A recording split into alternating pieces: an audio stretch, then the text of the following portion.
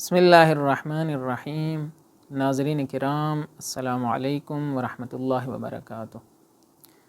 فدق کے حوالے سے ایک اہم سوال یہ ہے کہ بی بی کا اصل مدعا کیا تھا؟ کیا بی بی نے نہلے اور ہبے کا دعویٰ کیا یا پھر ارث و میراث کا دعویٰ کیا؟ اس لیے کہ یہ دونوں دعوے عقلی طور پر، قانونی طور پر جمع نہیں ہو سکتے۔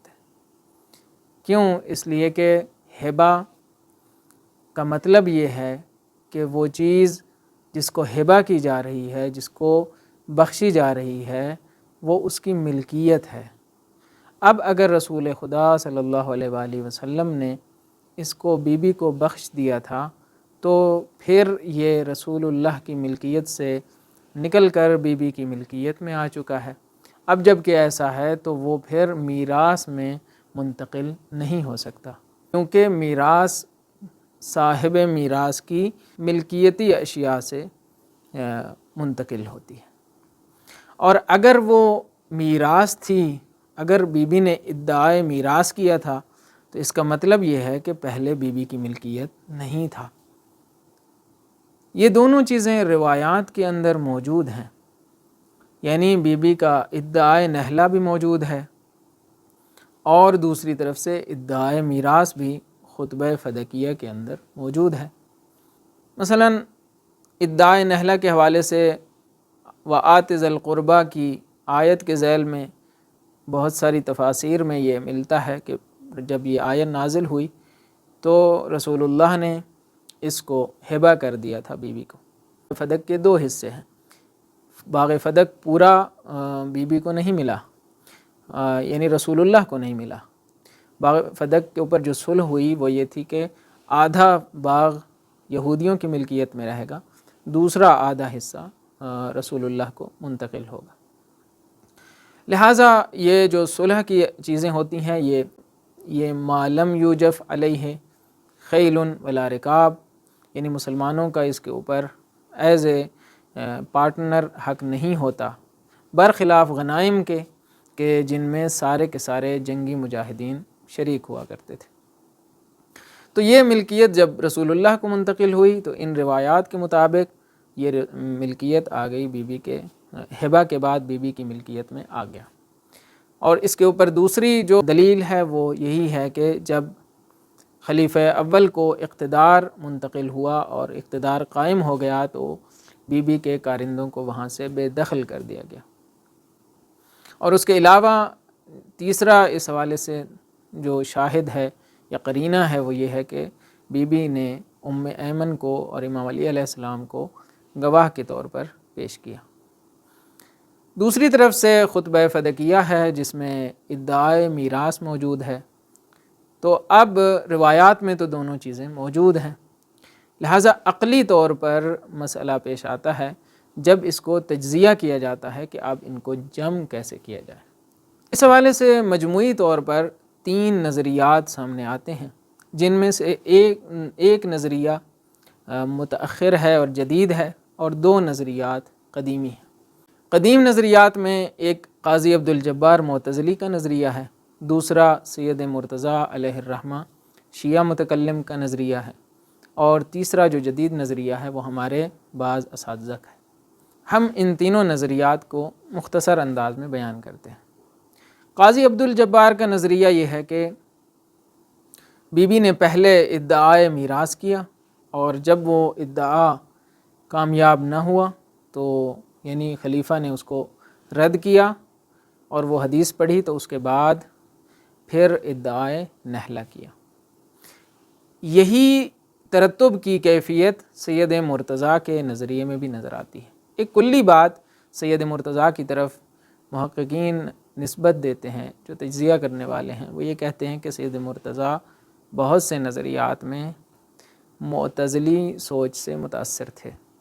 یہاں پہ بھی ہمیں کچھ نہ کچھ معتزلی نظریات کا رد پا نظر آتا ہے، لیکن ایک اپوزٹ صورتحال میں، چونکہ تأثر ضروری نہیں ہوتا کہ ایک جیسا ہو، بلکہ اپوزٹ بھی ہو سکتا ہے۔ آپ کسی سے متاثر ہو کر اس کا ری ایکٹ کرتے ہیں، رد عمل دیتے ہیں۔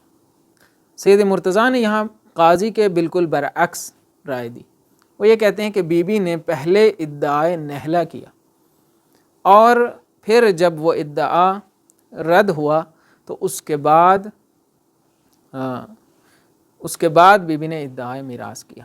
یہ سید مرتضیٰ کی کتاب ہے الشافی فی الامامہ، اس کی جو چوتھی جلد ہے اس میں سید لکھتے ہیں کہ لأنها فی الابتداء طالبت بالنحل، ابتداء میں بی بی کا مطالبہ نہلا کا تھا، فلما دفعت عنہ طالبت ضرورتا بالمیراث، بی بی کو جب اس بارے میں مثبت جواب نہ ملا تو پھر بی بی نے میراث کا دعویٰ کیا۔ ان سب کے پیچھے جو دلیل ہے وہ کیا ہے؟ دلیل یہاں پہ بیان کر رہے ہیں کہ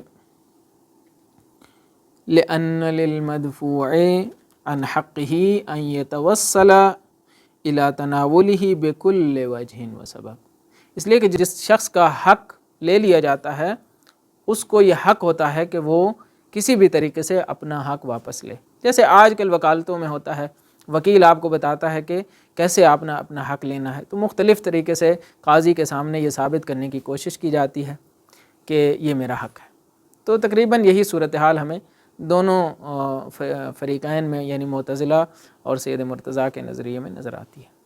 جو جدید نظریہ ہے وہ ایک اشکال لیتا ہے اس نظریے کے اوپر اور پھر وہ اپنا مسئلہ اپنا مدعا بیان کرتا ہے، اور اشکال یہ ہے کہ بی بی کی حیثیت وہ عصمت کی ہے، اور ممکن ہے معتزلہ اس حوالے سے مسئلہ نہ رکھتے ہوں، لیکن سید مرتضیٰ اور امامیہ طرز فکر میں یہ مسئلہ پایا جاتا ہے کہ بی بی ایک چیز کو اس کے واقعی مطالبے سے کیسے ہٹا سکتی ہے، یعنی بی بی غیر واقعی مطالبات عصمت کی وجہ سے نہیں کر سکتی، اس لیے کہ وہ اسوہ ہونے کے ناطے اس طرح کے ادعا سے بہت اعلیٰ ہیں اور عرفہ ہیں۔ تو وہ یہ کہتے ہیں کہ اصل ماجرا یہ ہے کہ حکومت نے صرف فدق کے اوپر اپنا تسلط قائم نہیں کیا، بلکہ فدق کے علاوہ دوسرے بھی ایسے اموال تھے جن کے اوپر اپنا تسلط قائم کیا۔ وہ اموال کیا تھے؟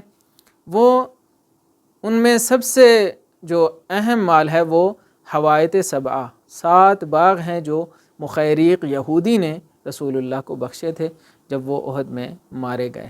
تو اس نے وصیت کی تھی کہ یہ اموال رسول اللہ کی طرف جائیں۔ ان میں ایک مشربہ ام ابراہیم ہے، فرزند ہیں، سب سے چھوٹے فرزند ہیں جو بچپن ہی میں فوت ہوئے تھے، تو ان کی والدہ یعنی ماریہ قبطیہ یہ وہیں پہ رہتی تھیں، یعنی ان 7 میں سے ایک باغ میں رہتی تھیں، جس کی وجہ سے اسے مشربہ ام ابراہیم کہا جاتا ہے۔ تو خلاصہ یہ ہے کہ حکومت نے ان پر بھی ادعا کیا اور فدق پر بھی کیا۔ اب بی بی نے فدق کے حوالے سے جو ادعا کیا وہ نہلے کا تھا، اور میراث کے حوالے سے جو ادعا کیا وہ دیگر اموال کا تھا۔ یہ خلاصہ ہے اس نظریے کا۔ اب اگر کوئی ان سے پوچھے اور سوال اٹھتا ہے کہ پھر خطبہ فدقیہ میں تو بی بی نے میراث کا دعویٰ کیا ہے، آپ اس حوالے سے کیا کہتے ہیں؟ تو ان کا ماننا یہ ہے کہ خطبہ فدقیہ کا نام خطبہ فدقیہ بعد میں رکھا گیا، اور اس کو متقدم کتابوں میں خطبہ زہرا کے نام سے یا خطبہ لمہ کے نام سے، لمہ گروہ کو کہتے ہیں، یعنی ایسا خطبہ جو ایک گروہ میں دیا گیا، تو اس نام سے یاد کیا جاتا ہے، اور اس کا ایک چھوٹا سا حصہ ہے جو ارث و میراث کے بارے میں ہے، اور اس ارث و میراث میں بھی فدق کا تذکرہ صرف ابن ابی تیفور کی بلاغت النساء میں ہے، اور باقی کتابوں میں جو اکثر شیعہ منابع ہیں ان کے اندر ارث کی بات ہے، لیکن ارث میں فدق کا دعویٰ، فدق کی صراحت موجود نہیں ہے۔ لہٰذا بی بی نے وہاں پہ ارث کی جو بات کی ہے وہ حوائط سبعہ اور اس جیسے اموال کے بارے میں ہے، اور جو نہلے کا دعویٰ ہے وہ فدق کے حوالے سے ہے۔ ان دونوں کو اس طریقے سے آپس میں جمع کرتے ہیں۔ یہاں تک میں نے 3 نظریات بیان کیے ہیں، آپ اس حوالے سے کیا رائے رکھتے ہیں ہمیں ضرور آگاہ کیجیے گا۔ میں نے یہاں پہ اپنی رائے نہیں دی ہے، فقط ان نظریات کا خلاصہ بیان کیا ہے۔ تینوں پر کچھ نہ کچھ اعتراضات ہیں جو انشاءاللہ کبھی فرصت ہوئی تو پھر کسی فرصت میں بیان کریں گے۔ آپ اپنی رائے ضرور دیجیے گا۔ السلام علیکم ورحمۃ اللہ وبرکاتہ۔